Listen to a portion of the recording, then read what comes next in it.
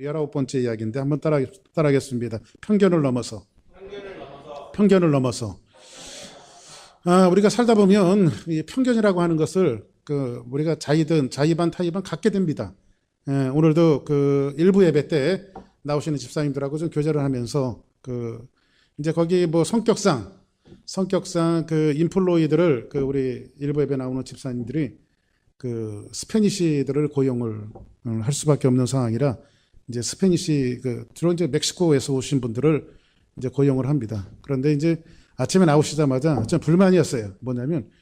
뭐가 불만이냐면 주로 자주 듣는 얘기예요. 근데 갑자기 안 나온대요. 갑자기. 스페니시 사람들이 일을 하면 갑자기 나오질 않는 거예요. 뭐 좀 예고라도 좀 하고, 안 나오면 사전에 좀 준비를 하고 또 어떻게 일해야 될지 계획을 세우는데 온다 간다 없이 갑자기 안 나오고 어디서 찾아볼 수가 없는 거예요. 그럴 때 참 비즈니스 하다가 돈을 못 벌어서가 힘든 게 아니라 사람 다루기가 굉장히 힘들고 사람 때문에 많이 힘들다 하면서 하시는 말씀이 좀 이해하고 들으셔야 되는 것이 멕시칸들이 좀 그렇지. 뭐 이렇게 이야기하다 보니까 우리가 스페니시들에 대한 편견을 갖지 않을 수가 없어요. 그죠? 그래서 우리가 주로 뭐 이야기하는 것이 뭐 인종들 간에 뭐 백인이다, 흑인이다, 우리처럼 뭐 아시안이다 이러면서 우리들이 피부 색깔에 대한 편견들을 뭐 자의반 타의반 우리가 같이 가지고 있을 때가 있습니다. 또 얼마나 많이 배웠느냐, 얼마나 적게 배웠느냐, 얼마나 많은 것을 가지고 있느냐, 얼마나 많은 것을 가지고 있지 않느냐 이런 것에 대해서 사람들은 편견을 갖고 있는 것을 보게 되어집니다. 언젠가 좀 말씀드린 바가 있겠지만요. 여러분들 이렇게 좀 보면 젊었을 때는 이렇게 좀 이쁘고 잘생기고 저처럼 이렇게 그런 사람들이 있을 수가 있어요. 있을 수가 있는데 사람들이요. 나이가 70대가 되어지면요. 외모의 평준화를 갖고 온대요. 그래서 70이 되어지면요. 아주 젊었을 때의 아주 천하의 철생 미녀도요. 그리고 천하의 못생겼던 사람도요. 70대가 되어지면 그 사람이 그 사람이야. 예? 그 사람이. 그러니까 외모의 평준함을 갖고 온대요. 그리고 70대 중반이 되어지면요. 많이 배운 사람이든 적게 배운 사람이든 박사학위를 갖고 있는 사람이든 초등학교밖에 나오지 못한 사람이든 쓰는 말들을 보면 거기서 거기래요 다. 그러니까는 지식의 평준화를 갖고 온대요. 지식의 평준화를. 근데 우리가 살아가는 삶에 보면요.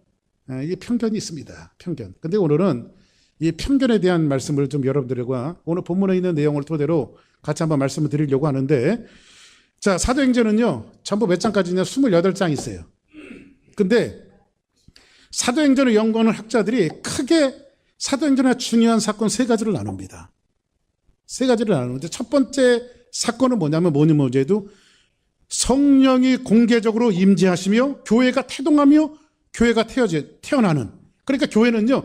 교회가 이렇게 모여야지 교회 생일을 만들어야지 인위적으로 만든 것이 아니라 어느 날 성령께서 이 땅에 임재하셨고 성령의 놀라운 능력으로 사람들이 모이기를 시작했으며 모이는 것이 교회가 되어졌고 이 교회의 태동은 성령의 역사로 되어졌다라고 하는 이 어마어마한 마가다락방의 성령의 역사 이 사건이 첫 번째 꼽는 사도행전의 첫 번째 아주 중요한 이슈적인 사건이에요. 그래서 이 교회사적으로도 이 교회의 태동은 교회의 생일은 굉장히 중요한 사건으로 우리에게 사도행전이 기록되어지고 있어요. 두 번째 사건은 뭐냐면 뭘 것 같아요? 두 번째는요. 뭐니 해도 지난번까지 여러분들에게 말씀드렸던 사울이라고 하는 사람이 기독교인을 핍박하다가 다메섹 도상에서 부활하신 예수 그리스도를 만나게 되어지면서 이 사람이 180도 변화되어지는 삶을 살아요. 그리고 그리스도를 증거하게 되어지고 예수를 증거하게 되어지는 이 어마어마한 이 체인지, 그러니까 삶에 대한 체인지가 되어져서 하나님 앞에 영광 돌리는 이 바울의 회심 사건, 이것이 두 번째 이슈가 되어지는 큰 사건입니다. 그러면 이 두 가지는 좀 그럴만하다라고 생각했는데 세 번째 큰 사건은 뭘까요? 사도행전에. 이 사도행전은요. 신약 성경에서 유일한 역사서예요. 그러니까 선교의 역사와 교회가 어떻게 생겨났으며 하나님의 복음이 어떻게 증거되어졌으며 이런 역사들을 서술적으로 쭉 누가에 의해서 나열해놓은 것이 사도행전인데 이 세 번째 사건의 큰 또 하나의 핵은 뭐냐면 여러분들이 오늘 본문에서 같이 읽었던 고넬료라고 하는 이방인의 예수 그리스도를 신실하게 섬겼다라고 하는 이 내용이 세 번째 큰 사건으로 학자들에 의해서 분류가 되어진 이 세 번째 사건입니다. 그러면 이 세 가지 사건, 다시 말해서 교회가 태동하고 성령이 공개적으로 임재하고 교회가 생겨나는 이 사건, 그 다음에 사도 바울이 사울이 변화가 되어져서 하나님의 복음을 증거하는 이 사건, 그 다음에 고넬료가 하나님을 신실하게 섬겼던 이 세 가지 사건에 대한 공통 분모가 하나가 있어요. 공통적인 분모가 하나가 있어요. 이 공통적인 분모는 뭐냐면요, 이거예요. 유대인들뿐만 아니라 이방인들에게도 하나님의 복음이 증거되어졌다라고 하는 사실이에요. 그러니까 복음은 어떠한 사람이 가지고 있는 사유물이 아니라 이방인들 가운데서도 하나님의 말씀이 증거되어지고 하나님을 믿고 따라오는 사람들이 있었다라고 하는 사건들을 이 세 가지의 사건이 우리에게 공통적으로 이야기해주고 있는 놀라운 일들입니다. 그 당시에는요, 복음이라고 하는 것은 유대주의 틀에 갇혀 있었어요. 유대주의를 벗어나지 못했어요. 유대 땅을 벗어나지 못했어요. 우리 예수님 시대에도 보면 물론 예수님께서 갈릴리 저편으로 가셔서 이방인들에게 복음을 증거하셨던 사건이 나와요. 그런데 복음을 증거했던 것들이 갈릴리 주변, 이스라엘 땅을 주변으로 해서 갈릴리 저편까지 있는 그 범주를 복음이 벗어났던 적이 없었어요. 그리고 그 복음의 전수를 누가 받았냐면 예수님을 3년 동안 쫓아다녔던 12제자들이 그 복음을 받았어요. 그리고 12제자들에게 성령의 놀라운 능력이 임하고 그들 주변에 모였던 사람들이 대부분 사람들이 누구였냐? 바로 유대인들이었어요. 그렇게 복음이라고 하는 것은요, 유대인들을 벗어나지 못했어요. 복음이라고 하는 것은 유대주의를 벗어나지 못했던 것이 이 사도행전에서 지금 꼽고 있는 한 가지 사건입니다. 그런데 여러분들이 오늘 이 초점을, 오늘 말씀을 전하면서 여러분들 초점 하나를 맞추려고 하는데, 하나는 뭐냐면요, 유대주의를 넘는 이 복음의 사건, 이것이 하나의 초점이고요. 두 번째 또 하나는요, 이방 땅에도 하나님이 작정하시고 부르시기로 작정한 사람들이 있었다 없었다? 있었다는 거예요. 이 놀라운 사건들이 있었다는 거예요. 자, 그러면 이렇게 생각하면 돼요. 지금 여러분들이 생각하면 뭐 그럴 수도 있지, 뭐 복음이 이방 땅에도 증거될 수 있지, 하고 여러분들이 좀 생각할 수 있지만은요, 사실 그렇지 않았어요. 우리 요즘 생각하면 그런 것들이 귀여운 뉴스일 거예요. 그런데 지금 그때 당시에는요, 아주 삭막한 일이었어요. 저보다도 더 올드한 시대 때는요, 남자들이요, 박정희 대통령, 한국의 박정희 대통령이 정권을 잡고 있었을 때는요, 남자들이 머리 기르는 것이 소원이었어요. 그래서 장발을 하잖아요. 그러면 여지없이 경찰들한테 끌려갔어요. 머리를 밀어버렸어요. 머리 기르는 것이 금지였어요. 요즘 같으면 어떻게 될까요? 큰일 나죠. 응? 여자들 미니스커트 입는 거. 그 당시에는 큰일 날 사건이에요. 응? 그러니까는 그 당시에는 미니스커트 입는 거라든지 남자들이 머리를 기르는 것이 있을 수 없는 일들이에요. 근데 지금 생각하면 뭐 그럴 수도 있지, 이렇게 생각할 수 있지만 그 당시에는 전혀 있을 수 없는 일들이 한 번씩 벌어지는 것이 큰 이슈화가 되어지고 뉴스거리가 되어지고 또 사람들을 잡아다가 경찰에 끌고 갔어요. 그러면 왜 제가 이 말씀을 드리냐면요, 복음이 유대 땅을 벗어나서 이스라엘 땅을 벗어나서 이방 땅의 복음이 증거되어졌다? 이것은 그 당시에는요, 전혀 생각할 수도 없는 일이었어요. 있을 수도 없는 일이었어요. 왜냐하면 복음이라고 하는 것은 한 번도 유대와 이스라엘 땅의 범주를 벗어났던 적이 없었어요. 그런데 오늘 말씀은요, 고넬료라고 하는 사람이요, 대부분 보면 여러분들 성경에 나타났던 복음을 접한 사람들이 어떤 경로를 통해서 복음이 들어왔는지를 가리키고 있죠. 베드로가 예수님을 영접할 때에 고기를 잡는 어부에게 예수님이 찾아가셔서 내가 사람을 낚는 어부가 될 거 예수님이 부르셨어요. 그래, 복음의 경로들이 다 있어요. 사도행전 3장에도 제9시기도 시간에 베드로와 요한이 성전에 올라갈 때에 안진뱅이 된 자가 은과 금은 내게 없거니와 내게 있는 것으로 내게 주노니 곧 나사렛 예수 이름으로 일어나 걸어라 라고 말씀하셨을 때에 그가 복음을 받아들이고 하나님을 찬양했던 내용들을, 복음의 경로가 있어요. 근데 오늘 나타났던 그 고넬료라고 하는 사람이 있어요. 고넬료. 예? 그 고넬료가 어떤 사람인가 한번 볼까요? 한번 우리 본문에 있는 말씀을 다시 한번 가봅시다. 자, 고넬료. 자, 오늘 본문에 있는 1장 1자 사도행전 10장 1절 한번 봅니다. 자, 같이 한번 읽습니다. 시작.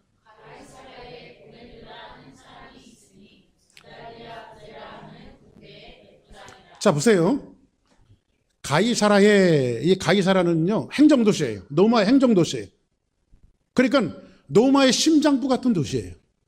근데 가이사라에 누구예요? 고넬료라고 하는 사람이 있는데, 이 사람이 이달랴 부대라고 하는, 그러니까 이달랴 부대라고 하는 것은요, 로마의 군대를 이야기하는데, 한 연대가요, 이스라엘 부대 이렇게 하면요, 귀신 들린, 군대 귀신 들린 사람이 그 군대 귀신이 제가 뭐라고 하나, 레기온, 이렇게 말씀드려요. 레기온이라고 하는 로마의 한 부대의 숫자는 6,000명이에요. 6,000명. 근데 6,000명을 6개의 부대로, 10개의 부대로 나눠요. 그러면 몇 명씩 있을까요? 10개면 600명씩. 그렇죠? 그러면 600명이 있는 부대에 또 그 밑에 6개의 부대로 또 나눠요. 100명씩 몇 개예요? 6개. 근데 그것을 백부장이라고 말하는데, 이 백부장은 유대의 장교 중에 꽃이에요. 그런데 고넬료라고 하는 사람이 있는데, 이달랴 부대에 하는데, 이 사람은 군대에 뭐라고요?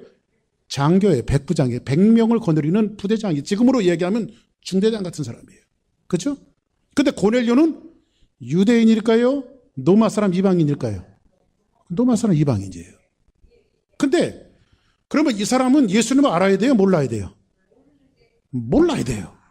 근데 이 사람이 어떤 경로를 통해서 하나님의 복음이 들어갔는지에 대한 것들은 성경이 전혀 알려주질 않아요. 그런데 이 사람은 어떤 사람이었냐면, 이 사람은 뭘까요? 2절. 자, 시작.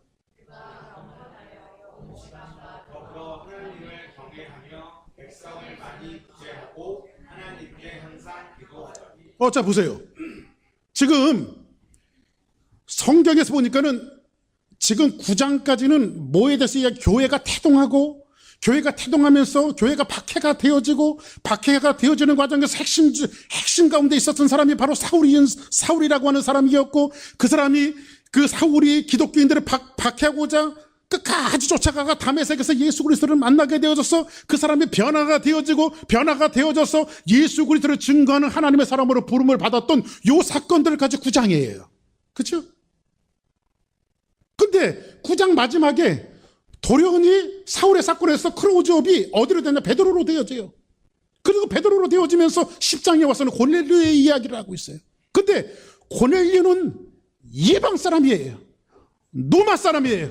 이 사람에게 복음이 전혀 없어야 되고, 하나님의 말씀이 증거되어지지 말았어야 되고, 하나님의 말씀이 알려지지 말았어야 돼요. 그런데 이 사람은 어떤 사람이었냐면, 이스라엘 장교 중에, 그 로마의 장교 중에 한 사람이었는데, 이방 사람이었는데, 그 사람은 경건하다고 이야기하고 있어요. 그리고 이 사람 한 사람만 경건한 것이 아니라 온 지방과 더불어 하나님을 경외하며 백성을 많이 구제하고, 하나님께 항상 뭐 하는 사람이 있어요? 기도하는 사람이. 이방 사람들 가운데 이런 사람이 다 있어요. 그것도 로마의 군대 장교가. 그러면 이 고넬료라고 하는 사람에게 어떻게 이런 복음이 증거되어졌을까요? 성경은 애석하게도 그거에 대해서 알려주고 있지 않는데, 그래서 제가 사실 이제 오늘 말씀을 증거해야 되니까요, 제가 이제 그저께 비행기를 타고 오는데 비행기 스케줄이 막 바뀌었어요. 바뀌어갖고, 이제 우리 성도들한테 말씀을 증거해야 되는데 어떻게 해야 되나 하면서 그냥 제가 설교 준비하려고 책도 갖고 갔고, 그 다음에 또 이제 오랜 시간을 와야 되니까 노트북을 열어서 주석을 보면서 계속해서 제가 이 설교를 어디서 준비한 거냐면 비행기 안에서 준비한 거예요. 하나님의 말씀을. 근데 그래서 도대체 이 고넬료에게 어떻게 복음이 증거되어졌을까 이렇게 봤더니 학자들이 일치된 견해를 보였는데, 그게 뭐냐면요, 당신은 로마가 세상을 지배하고 있을 때인데 타락의 끝을 달렸어요. 그렇죠? 어느 국가든 개인이든요, 죄가 만연하고 죄가 끝이 달리면 영혼에 대한 목마름이 있어요. 그렇죠? 여러분 그런 거 있잖아요. 사람이 죄를 지으면 이런 거 하죠. 아, 내가 자꾸 이래서는 안 되는데. 내가 자꾸 이렇게 살지? 원래 하나님께서 사람을 만들어 놓으셨기 때문에 사람은 죄악의 끝을 다루면 다룰수록 하나님의 본성에 대한 사람의 선을 추구하게 돼 있어요. 영혼에 대한 목마름을 갖게 돼 있어요. 아, 내가 이렇게 살면은 하나님 앞에 한번 얻어 터지는데 이거 큰일 나네. 응? 얻어 터지지 말아야 되는데. 이렇게 사람들이 자기 독백을 자기 스스로를 향해서 계속해서 고백하게 돼 있어요. 여러분들 그거 있잖아요. 예를 들어서 그렇게 생각합니다. 어떤 사람이 밤새도록 도박을 했어요. 밤새도록 돈을 탕진하고 도박을 했어요. 그리고 얼굴이 푸시해져서 아침에 해가 뜨는데 해를 보면서 아, 어젯밤은 참 의미 있는 밤이었다. 이렇게 생각하는 사람이 있습니까? 그런 사람 하나도 없죠. 뭐라고 할까요? 야, 내가 또 미친 짓을 또 했구나. 다시는 이러지 말아야 되는데. 이렇게 생각하는 것이 사람이죠. 그런 생각 안 하면 사람 아닙니다. 예? 그죠? 근데 노마는요, 마치 아침 해가 동터오를 때에 후회하는 사람들처럼 영혼에 대한 목마름과 죄악의 끝이 있었던 그 시기가 어디냐면 바로 노마의 이 시대예요. 이 부도덕한 타락의 끝을 달리고 있었던 이 시대에 고넬료라고 하는 사람은 죄악의 끝을 달리는 그 한복판에 지금 뭐로 있는 사람이에요? 군대 장교로 있는 사람이었어요. 그러다가 어느 날 이 고넬료가 정금 발령을 놔요. 그리고 제일 까다롭기로 유명한 유대인들이 있는 곳으로 정근을 갑니다. 그리고 거기서 복음을 접하게 되어져요. 그리고 유대인들은 특히 하나님을 섬기며 하나님을 섬긴다라고 하는 사람은 저 옛날에 오셨던 그 선생 예수 그리스도를 믿는데 그분이 부활의 주님이고 예수 그리스도를 믿는 사람에겐 구원이 있다라고 하는 이 소식을 접하고 어느 날 갑자기 고넬료가 예수 그리스도를 영접하기 시작해요. 그리고 경건한 삶을 쫓아가기 시작해요. 그리고 경건한 삶이 그를 주관하기 시작합니다. 그리고 나서 그 사람은 늘 하나님 앞에 기도하고 경건한 삶을 유지하고 하나님을 경외하고 구제하고 하나님 앞에 기도하는 사람이었다고 성경은 말씀해 주고 있어요. 그런데 하나님을 믿다가 이 사람에게 큰 이슈가 되어지는 한 사건이 오기 시작해요. 하나님을 믿어요. 성경을 봐요. 온 집안이 모여서 함께 예배를 드려요. 누가? 유대인이 아닌 이방인이. 그러니까는 저 예루살렘에 있는 이스라엘 사람들은 그런 일이 벌어지는지 안 벌어지는지조차도 모르는 거예요. 근데 이방 땅에 지금 고넬료라고 하는 사람이 복음을 같이 따르며 하나님의 말씀을 들으며 하나님을 섬기며 또 구제하며 그 기독교 정신이 뭐죠? 참 교회가 태동하면서 제일 먼저 했던 일이 뭐예요? 교회가. 여러분들 성령이 임재하고 교회가 태동하고 교회가 생기면서 제일 먼저 했던 일이 뭐예요? 구제하는 일이었어요. 근데 똑같이 그 일을 이방 땅에서 지금 누가 하고 있냐고 고넬료가 하고 있어요. 그런데 어느 날 이 고넬료의 인생 속에 한 바퀴 체인지가 되어지는 어마어마한 사건이 벌어져요. 그 사건이 뭐냐면 한번 3절 한번 볼까요? 3절 시작.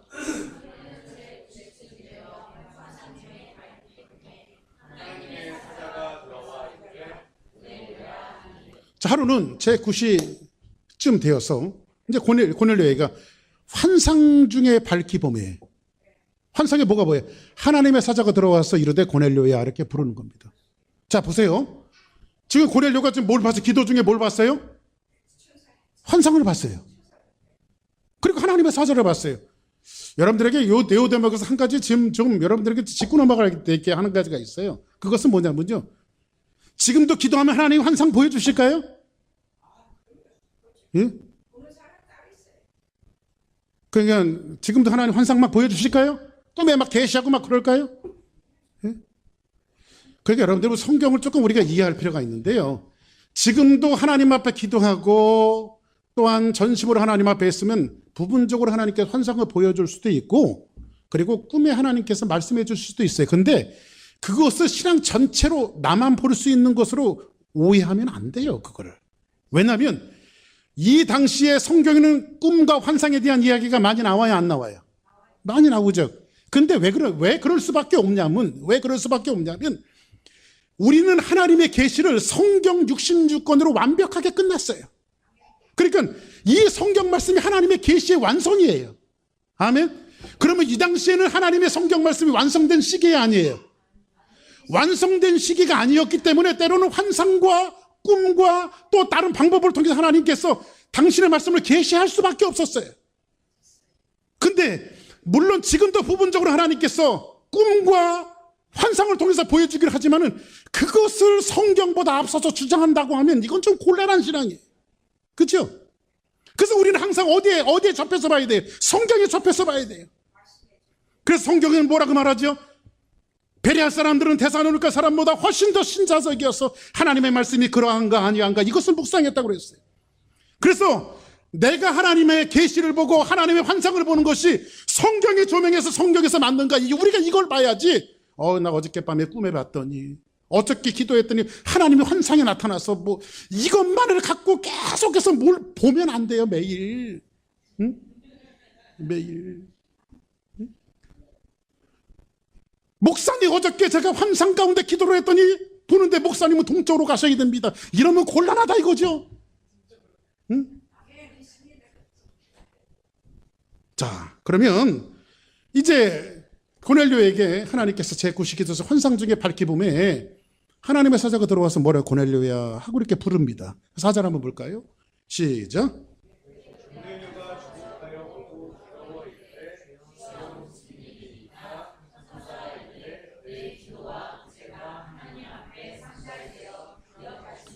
고넬료가 주목하여 보고 두려워 이르되 주여 무슨 일입니까? 이렇게 물어요. 그랬더니 천사가 이르되 내 기도와 구제가 하나님 앞에 상달되어졌다. 자, 그럼 여기서 보니까 고넬료는 항상 구제하는 사람이었어요. 그래서 여러분들 우리 교회가 정말 하나님 앞에 신실하게 세워지기 위해서 이 구제의 일들을 해야 돼요. 아멘. 그러니까 여러분들 한번 따라합시다. 돈 벌어서 헌금하고 구제하자. 그렇죠? 그래서 여러분들 왜 돈을 벌어야 되죠? 옆에 분들하고 한번 이렇게 인사하십니다. 나는 헌금하기 위해서 돈 법니다. 시작. 할렐루야. 응? 응? 그리고 교회는 그거 갖고 뭐 하는 거예요? 구제하는 거예요. 그치? 하나님의 사역을 하는 거예요. 물론 여러분들이 그렇게 하나님 앞에 드릴 수 있을 만큼, 마음껏 드릴 수 있을 만큼 이것이 거꾸로 이해하면 그만큼 복을 받으라는 거예요. 물질적인 축복을. 할렐루야. 나눌 수 있는 것만큼. 그런데 여기서 보니까 고넬료라고 하는 사람은 기독교 정신에 입각해서 늘 구제하는 사람이었어요. 구제하는 사람이었는데 내 기도와 구제가 하나님 앞에 뭐에 상달되었고 하나님이 이것을 기억했대. 그러니까 구제하는 것은 하나님이 한번 따라서 구제하면 하나님은 기억하신다. 아멘. 그러니까 여러분들 하나님이 원하시는 것은, 하나님의 머릿속에 메모리 하시는 것은, 우리가 구제하는 것은 하나님 기억하시는 거예요. 아멘. 자, 그러면 이렇게 지금 말씀하시는데 5절 볼까요? 시작.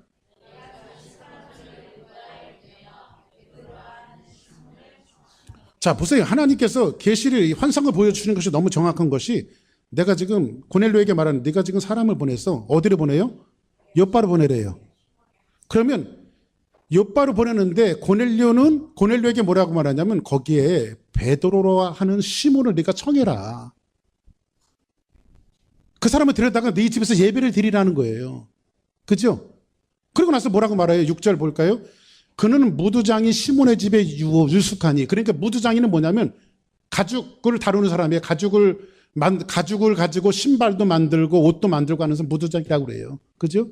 무두장이 집에 지금 베드로가 있는데 그 사람을 유숙하니 그 집은 어디에 있다? 해변에 있더라. 마치 무슨 내비게이션 가르쳐 주는 것처럼 너무 정확하게 지금 하나님께서 고넬료에게 가르쳐 주고 있죠. 하나님의 사자가, 그죠? 하나님의 천사가. 그리고 6절 한번 볼까요? 7절 시작.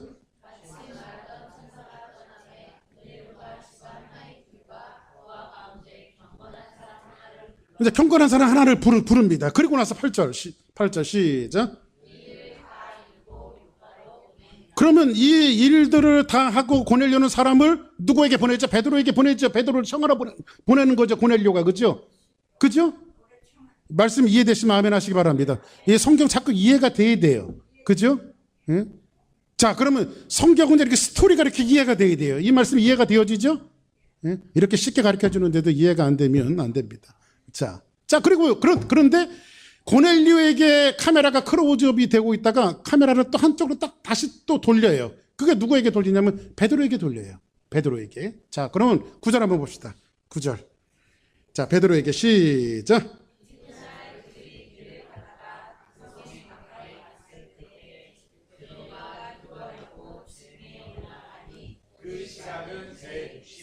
자, 보세요.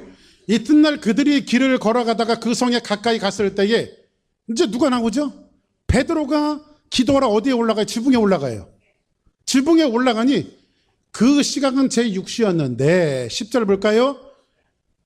그가 시장하여 베드로가 시장했어요. 이제 배가 고팠던 모양이에요. 그죠? 시장했는데 먹고자 하며 사람들이 준비할 때에 베드로가 기도하다가 황홀경에 빠져요. 그때는 성령의 역사가 그렇게 임재했으니까. 그죠? 그래서 베드로가 뭔가 또 환상을 보기 시작하는 거예요. 황홀경에 하나님의 성령께서 강하게 역사하시니까. 그죠? 그리고 나서 11절 보세요. 하늘이 열리며, 자, 베드로가 지금 뭘 보고 있는데 하늘이 열려요. 하늘이 열리는데 한 그릇이 내려오는 것이 보이는데 그릇이 내려와요. 근데 그 그릇 안에 보니까 보자기가 아니라 보자기 같고 내 귀에 매어 땅에 이렇게 들이웠더라. 그래서 그릇이 이렇게 내려오는데 거길 들여다봤어요. 여기까지 이해되시면 아멘. 모르면 제가 다시 설명해 드릴게요. 이해됐죠? 자, 12절 볼까요? 12절.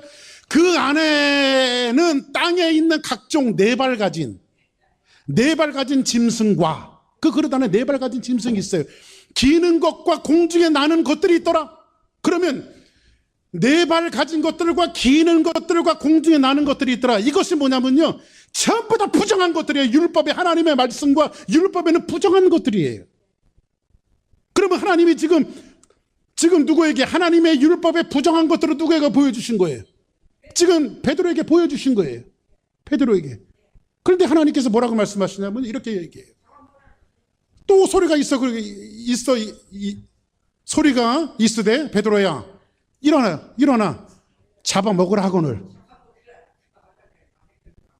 그렇게 기는 거 네 발 가진 거 하늘에 나 부정한 것들을 잡아먹으래. 그러면 하나님의 율법에는 그거 잡아먹게 돼 있어요? 안 잡아먹게 돼 있어요? 안 잡아먹게 돼 있어요. 유대주의적 관념에는요, 유대인들이라면 시브리 사람들이라면 그걸 먹어야 돼요? 안 먹어야 돼요? 먹지 말아야 돼요. 먹지 말아야 돼요. 하나님이 잡아먹으라고 하니까는 14절에 보니까 뭐라고 말하냐면 베드로가 이르되 주여 그럴 수 없습니다. 속되고 깨끗하지 아니한 것을 내가 결코 먹을 수가 없습니다. 이렇게 말해요. 그래서 오늘 일부 예배도 그런 말씀 드렸습니다만 우리나라는요, 제가 이제 그 성남이 고향 아닙니까? 성남이 고향인데 그 아주 획기적인 변화가 한 가지가 일어났더라고요. 가봤더니 그 모란시장 굉장히 유명한 데인데 모란시장 이렇게 한쪽에 보면 항상 게시장이 있었어요. 예. 근데 게시장이 없어졌어. 정부 정책으로 너무 혐오하다 해갖고 게시장을 싹 다 밀어냈어요. 그래서 거기에 뭐 다른 아주 그 일반 시장이 들어와갖고 하여튼 보기가 좋더라고요. 거기서 항상 차 파킹을 하면 뭐 사람들이 호객을 하면서 개 사러 오셨냐고 자꾸 그랬는데 항상 그게 못마땅했거든요. 근데 요즘에 그게 없어졌어요. 근데 자 보세요. 중국에 가면요, 제가 중국 가보지 않았습니다. 가보신 분들한테 이야기하는데 좀 여러분들이 이해하고 들으시기 바랍니다. 좀 그러지 말고. 중국에는요, 원숭이 골놀이를 먹는데요. 그 원숭이를 이렇게 골을 따갖고 이걸 먹는 거예요. 익혀갖고. 자, 여러분 묻습니다. 여러분 먹을 수 있어요, 없어요? 저한테도 물어보면 저는 먹을 수 없습니다. 어떻게 먹습니까, 그거를? 그죠? 우리는요, 한국 사람들은 말고기 못 먹어요. 그죠? 그죠? 그러니까 우리가 먹을 수 있는 고기가 있고 먹을 수 없는 고기가 있죠. 그죠? 소고기 좋아해요. 돼지고기 좋아해요. 요즘에 한국에 갔더니 아주 그 심심치 않게 보이는 게 요즘에 또 양고기도 많이 선호하는 것 같아요. 그래서 양고기 많이 먹고 있어요. 근데 뭐 한국의 한복판에 원숭이 고기 파는 데가 생겼다. 이거는 한국 사회에서 있을 수 없는 일이죠. 자, 그러면 다시 한번 갑니다. 베드로가 땅에 기는 것을, 공중에 나는 것을, 이 부정한 것을 하나님 먹으라고 하니까 먹을 수 있어요, 없어요? 먹을 수 없는 거예요. 먹을 수 없어요. 예? 베드로가 이르되 주여 그럴 수 없습니다. 속되고 깨끗하지 아니한 것을 내가 결코 먹지 않아. 그러니까 유대인이고 유대주의자면 먹을 수가 없어요. 그런데 하나님이 뭐라고 말씀하시죠? 또 두 번째 소리가 있어 이르되 하나님께서 깨끗하게 하신 것을 내가 왜 속되다 하지 말라 하더라. 자, 그러면 보세요. 하나님은 그것을 깨끗하게 하셨어요. 근데 내가 왜 먹지 못할 이유가 있냐? 하나님 깨끗하게 하셨어요. 그리고 나서 나오는 말씀이 뭐냐면 16절 볼까요? 이런 일이 3번 있은 후에 그 그릇이 곧 하늘로 올라가니라. 이렇게 나오면서 17절에 뭐라고 말하냐면 베드로가 본 바 환상이 무슨 뜻인지 속으로 의아해하더니 마침내 누가 와요? 고넬료가 보낸 사람이 시몬의 집으로 찾아와 문 밖에 서서 기다리고 있어요. 그리고 나서 이제 욥바로 가게 되어지는 그 고넬료의 집으로 가게 되어지는 사건들을 성경 우리에게 기록해주고 있습니다. 그러면 이 와중에서 정말로 중요한 것은 뭐냐면요. 하나님께서 지금, 제가 이렇게 말씀드려야 돼요. 지금 교회가 태동이 되어지고 사울이라고 하는 유대주의자가 변함을 받아서 이방인의 사도가 되어지고 이방인의 사도가 되어질 찰나에 지금 기독교의 핵심의 중심에는 누가 있냐면요. 예수님이 계셨지만 예수님이 십자가에 못 박혀 돌아가시고 부활하시고 승천하신 이후에 그 당시 초대교회의 가장 핵심적인 인물은 누구냐면 바로 베드로예요. 예수님을 대체할 만큼 가장 높은 지도자가 베드로였어요. 근데 베드로는 누구냐면 유대주의자예요. 유대인이에요. 그리고 복음은 유대인의 것이에요. 근데 베드로가 이것이 깨지지 않으면 복음이 이방으로 흘러서 갈 수가 없어요. 그래서 하나님은 지금 결론부터 말씀드리면 베드로의 지독한 유대주의자와 편견을 깨기 위해서 지금 고넬료라고 하는 이방인을 지금 붙여주실 거예요. 붙여주시는 거예요. 오늘 이 말씀을 통해서 우리에게 소개해주고 있는 것이 그거예요. 여러분들, 역사상 가장 편견의 극치를 달렸던 것이 뭔지 아십니까? 바로 종교적인 편견성이에요. 종교적인 편향성이에요. 제가 그런 얘기 말씀드렸습니다만 어떤 사람이 그 음악도예요.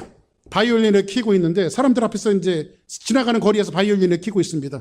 그 사람들이 아유 무슨 바이올린을 저렇게 켜 하면서 동전은 그냥 에이 거지같이 하면서 동전 하나 던지고 갑니다. 그래서 이 사람이 속상해요. 자기는 그래도 음악도인데 그러다가 속상해갖고요. 거짓말 하나를 해갖고요. 뒤에다가 배너를 하나 답니다. 배너를 하나 다는데 거기다 뭘 다냐면요. 나는 언제 세계 무슨 콩쿠르에서 1등한 바이올리니스트다. 이거를 배너로 달아요. 근데 사실 거짓말이에요. 근데 사람들이요. 그 배너를 보더니요. 한 사람, 두 사람, 세 사람만 모이기 시작하더니요. 수많은 사람들이 모이기 시작하더니요. 어떤 사람은 눈을 감고 음악을 감상하기도 하고요. 어떤 사람은 손을 치키들면서 최고라고 말하고요. 나는 이런 바이올린의 소리를 한 번도 듣지 못했다고 얘기하고요. 그리고 사람들이 누가 시키지도 않았는데 모자를 가지고 막 돌렸더니 돈이 막 쌓이기 시작해요. 사실은 일반 음악인이에요. 글 한마디가 사람들을 어떻게 만들어요? 그러니까 사람들이 이런 편견을 갖고 있어요. 얼마나 우습습니까, 여러분들? 무지하죠? 사람들이 무지한 거예요, 그렇게. 오늘 사실상 민족들 중에서 가장 편견이 심한 민족이 누구였냐면 바로 유대인들이에요. 유대인들은요, 이방인들은 날 때부터 저주받았다고 생각해서 이방인들을 개, 돼지 취급했어요. 근데 개, 돼지 취급한 그들을 향해서 하나님은 오늘 이 말씀을 통해서 우리에게 소개해주고자 하는 이 메시지가 뭐냐면요. 하나님이 세계사적인 큰 그림 하나를 담고 있어요. 그 큰 그림 하나는 뭐냐면요. 유대의 벽을 깨서 유대인들만 갖고 있었던 복음의 벽을 깨고 이 복음이 흘러서 세계까지 하나님의 말씀이 증거되어지고 세계 곳곳에 하나님의 교회들이 세워지는 것이 하나님의 큰 그림이에요. 근데 여기서 베드로가 깨지지 않고는 안 돼요. 가장 최고의 지도자였던 베드로가 여기에서 무너지지 않고는 안 돼요. 그런데 베드로가 이 소식을 듣고요. 찾아가요. 찾아가는데 이제 환상을 보고 찾아가죠. 자, 그 청한 사람을 보고 찾아가는데 그 다음 성경 보세요. 24절을 이제 쭉 넘어가서 24절에 보니까 이런 내용이 나와요. 자, 24절 한번 볼까요? 시작.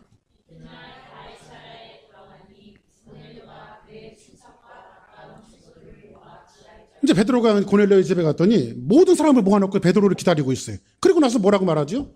마침 베드로가 돌아올 때에 고넬료가 맞아 발 앞에 엎드려 뭐예요? 절을 해요. 이방인이. 그러니까 베드로가 나도 똑같은 사람이니까 절하지 말아라. 이렇게 말하죠. 그러고 나서 놀라운 사건이 한 가지가 일어나기 시작하는데 그 놀라운 사건이 뭐냐면 그 다음 성경 한번 볼까요? 자, 베드로가 이 말을 할 때에 지금 그 고넬료의 가정에서 이방인의 가정에 들어가서 사람들이 모인 곳에 베드로가 지금 하나님의 말씀을 증거하고 있어요. 그런데 말씀을 증거할 때에 성령이 말씀을 듣는 모든 사람에게 뭐 하시니? 내려오시니. 지금 이방인들에게 한 번도 성령이 내리신 적이 없어요. 그런데 이방인들 그들에게도 성령이 임재하는 것을 누가 보기 시작해요? 베드로가 보기 시작해요. 그렇죠? 그리고 나서 그 다음 절을 볼까요? 그때 베드로와 함께 온 할례 받은 신자들이 있어요. 할례는 뭐예요? 유대인들이 갖고 있었던 히브리 민족이 갖고 있었던 우월한 선민의 의식이에요. 그런데 할례 받은 사람들이 뭐라고 해요? 이방인에게도 성령을 부어주심으로 말미암아 놀랬어요. 우리처럼 할례 받은 사람에게만 성령이 임하는 것이 아니라 저렇게 미개한 이방인들에게도 성령이 임대한다라고 하는 사실을 그들이 지금 알게 됐어요? 모르게 됐어요? 알게 되어졌어요. 편견이 깨지는 거예요. 그죠? 편견이 깨져. 그 다음 볼까요? 이는 방언으로만 하며 하나님을 높임을 들음이러라. 그 다음 같이 있습니다. 시작.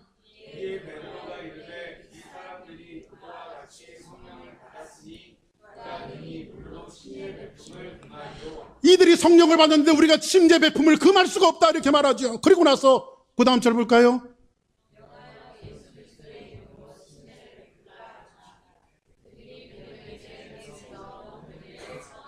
할렐루야. 여기까지 이해됐으면 아멘 하시기 바랍니다. 그리고 나서 이방인 그들에게도 뭐게 침례를 베풀어요. 그렇죠? 그리고 얼마 후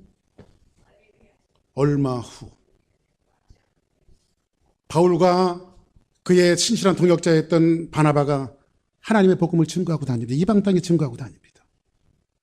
근데 바울과 바나바의 선교지에 예루살렘에서 한 지도자들이 내려와요. 그러고 나서 그들에게 복음을 가르치는데 뭐라고 말하냐면 그 지도자들이 와서 사도 바울은 예수 그리스도로 말미암아 우리 예수 그리스도를 영접하면 예수 그리스도를 믿으면 구원을 받는다라고 가르쳐요. 그런데 그들이 와서 가르치는 것을 뭐라고 말하냐면 바울이 너희들에게 가르치고 바나바가 가르치는 것처럼 예수 그리스도를 믿고 영접하면 구원을 받는 것은 맞기는 맞는데 거기에 한 가지 애대해야 된다. 뭐를 해야 되는데 우리처럼 너희들도 똑같이 할례를 받아야 된다. 이거를 15장에 이야기하고 있어요. 15장에.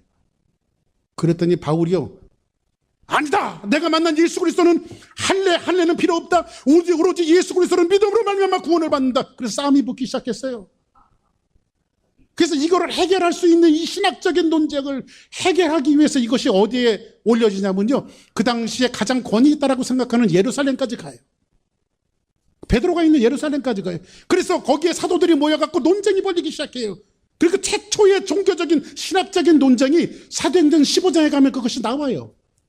그래서 할례를 받아야 된다, 받지 말아야 된다, 예수님만 믿으면 된다, 아니다 할례도 받아야 된다. 이 싸움이요 더 커져요. 예루살렘에서. 근데 이것을 맨 마지막에 종집을 찍는 사람이 누구냐면 바로 베드로예요. 최고의 권위자였던 베드로예요. 베드로가 뭐라고 말하는 이 논쟁에서 베드로가 어떤 권위 있는 말을 하는지 아십니까? 한번 성경 볼까요? 15장이가 만일 변론이 있은 후에 베드로가 일어나 말하되 형제들아 너희도 알거니와 하나님이 이방인들로 내 입에서 복음의 말씀을 들어 믿게 하시려고 오래전부터 너희 가운데 나를 택하시고 그 다음 보세요. 또 마음을 아시는 하나님이 우리에게 같이 그들에게도 뭐를 주어? 성령을 주어 증언하시고 그 다음 볼까요? 믿음으로 그들의 마음을 깨끗하게 하사 그들이나 우리나 차별이 있다 없다 차별이 없게 하셨느니라. 할렐루야. 할례가 중요한 것이 아니라 우리가 갖고 있는 종교적인 고집과 편견이 중요한 것이 아니라 오로지 예수 그리스도를 믿으면 구원을 받을 수 있다라고 하는 이 복음의 확실함을 누구를 통해서 말하냐면 베드로를 통해서 말해요. 뭐가 베드로를 이렇게 만들었을까요? 바로 고넬레의 사건이에요. 그렇죠? 이 고넬레의 사건은 베드로가 가지고 있었던 모든 편견을 깨부수는 사건이었어요. 그리고 이 복음은 유대에게뿐만 아니라 모든 믿는 사람들에게 증거되어주는 복음이라고 생각했어요. 유대인들을 위해서는 베드로를 부르시고 이방인들을 위해서는 바울을 부르시고 우리가 이렇게 생각하는데 그렇진 않아요. 성경에 보니까 베드로도요. 우리 어떤 사람들이 그런 얘기 하더라고요. 복음이 바울이 아시아로 가는 길을 막고 마게도냐 유럽으로 가는 길이 열려서 유럽은 복음을 빨리 받아들여서 잘 사는 데가 되었고 아시아는 좀 미개하게 되어졌다 이런 얘기를 하는데 그런 건 사실 맞질 않아요. 네? 성경. 왜냐하면요. 베드로는 이제 또 아시아에 보냄을 받아요. 한번 성경 볼까요? 베드로전서 1장 2절 예수 그리스도의 사도 베드로는 베드로전서예요. 본도, 갈라디아, 갑바도기아, 아시아와 비두니아에 흩어진 나그네, 그렇죠? 이게 다 어디 땅이에요? 아시아 땅이에요. 그 다음 볼까요? 곧 하나님 아버지의 미리 하심을 따라 성령이 거룩하게 하심으로 순종함과 예수 그리스도의 피뿌림을 얻기 위해 택하심을 받은 자들에게 편지하노니 은혜와 평강이 너희에게 더욱 많을지어다. 지금 이게 누구에게 편지하는 거예요? 아시아 사람들에게 편지하는 거예요. 아시아에게도 하나님의 복음이 증거되어졌어요. 자, 이제 말씀을 정리하겠습니다. 오늘 말씀의 결론은요, 바로 편견이에요. 이 말씀이 오늘 우리의 삶 속에 어떻게 적용이 될까요? 베드로가 깨져야, 베드로의 유대주의적인 사상이 깨져야 복음은 이방으로 갈 수 있어요. 그렇다면 오늘날 우리 주사랑교회에게 하나님께서 던지는 메시지가 뭐예요? 내가 교회를 10년을 다니고 20년을 다니고 30년을 다녔던 것이 여러분들에게 벼슬이 될 수가 없어요.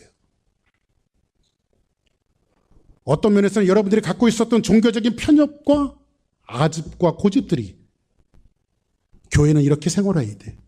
이렇게 믿어야 돼. 그것이 꼭 맞는다고 볼 수는 없어요. 베드로가 고집했던 유대주의자들이 고집했던 종교적인 고집과 편협일 수 있어요. 이 말씀을 보면서 우리는 우리를 돌아봐야 합니다.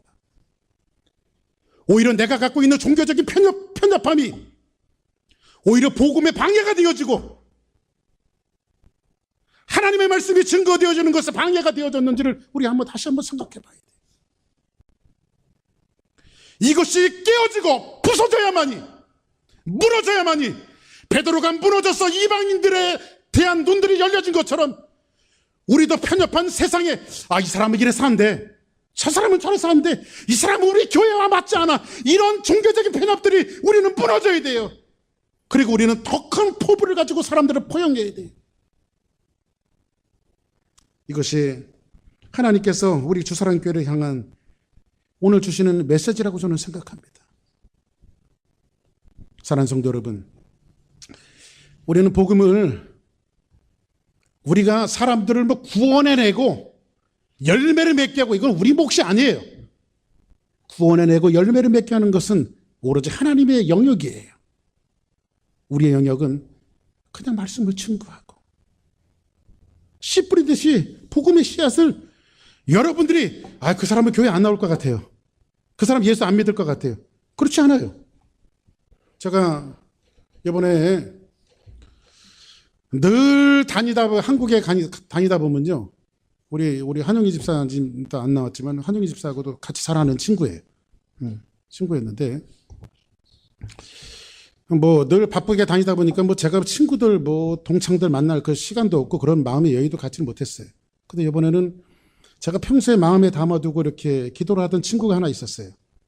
늘 보고 싶었어요. 근데 좀 이렇게 파란만장한, 고등학교 때 파란만장한 삶을 살다가 고등학교 2학년 때 퇴학을 당했어요. 이 친구가. 퇴학을 당하고 쌈박질하고 그러다 퇴학을 당해갖고요. 제가 다니는 학교는 그래도 명문고등학교였어요. 제가 그래도 명문고등학교 출신입니다. 근데 그 고등학교에서 좀 퇴학을 당하니까 좀 못한 고등학교 있잖아요. 이렇게 좀 이렇게 떨어진 고등학교로 가갖고 나머지 한 학년을 다닐 수밖에 없었어요. 그래서 거기서 졸업을 했는데, 그리고 나서도 이제 이렇게 친하게 지냈던 친구였는데, 그리고 나서 이제 한참 세월이 지났어요. 그리고 나서 이름이 안문주의 안문주. 여자 이름 아닙니다. 남자 이름입니다. 안문주인데, 이 친구가 제가 하나님 앞에 기도했어요. 하나님, 이 친구가 꼭 예수 믿게 해주세요. 그리고 복음을, 처음에는 제가 막 그 목사가 되어지고 그 전도자가 되어지고 하니까요, 저를 이해를 못 하더라고요. 그 친구가. 그리고 나서 이제 한 세월이 지났는데, 이번에 어떤 경로를 통해서 그 친구를 좀 알게 됐어요. 있는 데를 알게 됐더니 무슨 그 큰 레스토랑, 식당을 운영을 하더라고요. 가봤더니. 그래가지고 누구한테 들어가고 제가 제 발로 너무 보고 싶어서 찾아갔어요. 성남에서 있더라고요. 그랬더니 저를 보더니요, 막 죽은 사람 살아온 것처럼요, 살아온 것처럼 너무 반가워서 제 목을 끌어안더라고요. 야, 나 너무너무 너를 보고 싶었다. 그래, 문제야, 나도 너 보고 싶었다. 그랬더니 이 친구는 죽었다 깨어나도 예수 믿을 사람이 아니에요. 복음을 받아들일 사람이 아니에요. 우리 한용희 집사한테 제가 와갖고 전화 한 번 했습니다. 어저께. 우리 교회 나오는 한용희 집사 얘기하는 거예요. 그래가지고 전화했더니 그 누구 알지? 그 안문주 알지? 알지. 그래가지고 그 친구가 세상 같은 예수를 믿고 있더라. 그랬으니까 한용희 집사 하는 말이, 걔한테 무슨 큰일이 있었기에. 그러니까 큰일이 없으면 예수를 믿을 사람이 아니에요. 무슨 큰일이 있었길래 예수를 믿었냐 이거지. 근데 그 친구가 저를 너무너무 반갑게 맞이한 것은 뭐냐면, 목사가 돼 있는 내 친구가 하나 있는데 그 친구를, 저를 그렇게 보고 싶었대요.